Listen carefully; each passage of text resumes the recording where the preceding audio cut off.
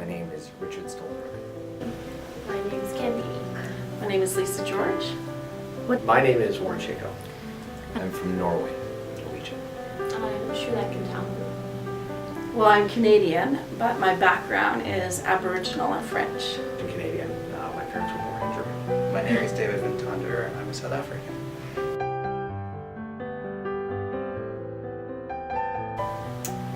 Well, Norway is highly influenced by its natural surroundings.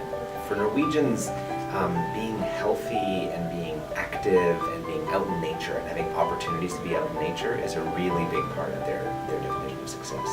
So ultimately, happiness is probably family prestige and loyalty.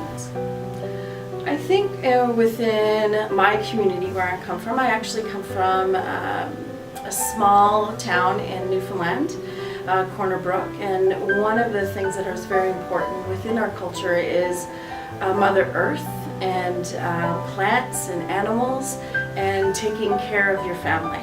So I think in terms of just the pursuit of happiness is really staying true to those elements and ensuring that you treat individuals the way you want to be treated.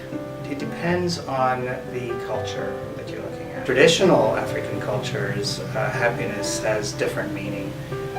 In some cases, it's considered the ultimate achievement to be able to, as a grandmother, go back to your to the rural town that you're from and look after your children and grandchildren and sort of retire in the mountains.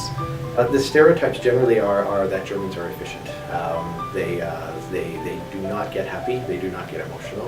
They essentially they focus on their work and they get their work done. One thing that I think is kind of interesting about Norway and the other Scandinavian countries, actually Sweden and Denmark, they're the only country in the world that actually have a word in their language for happiness at work, which is called arbeidsglede. And the term is actually used a lot.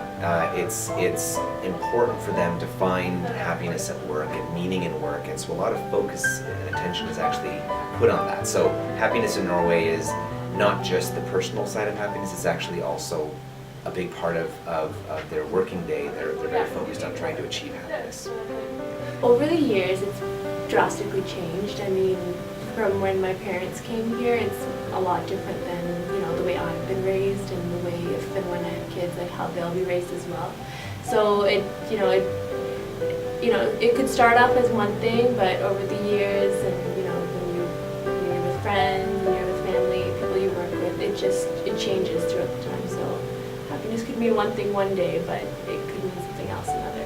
I think it's really important to come back to your roots and really respect the earth. I think that's, for me, is really important, and that's my pursuit. I ensure that I am doing things within my community. I volunteer, pay it forward. I have had success within the financial industry, and I always try to help individuals that are upcoming and wanting to break into a new career. So I do a lot of volunteer, I help a lot of youths within the Aboriginal community, and for me that is my pursuit of happiness, is to ensure that our future is prepared. Where in the more of the city parts, clothing is a very big thing in terms of displaying happiness. In some cases, it's wearing a very expensive a pair of shoes. Where in other groups, it's driving a very expensive car. Some values around happiness are around family and responsibility, and around not being lazy. Certainly about being active and hard work. The phrase Blut ist dicker as Wasser, blood is thicker than water, comes from the German culture, which essentially means your family first. It's very strong and cultural around being happy with family and being responsible in your work.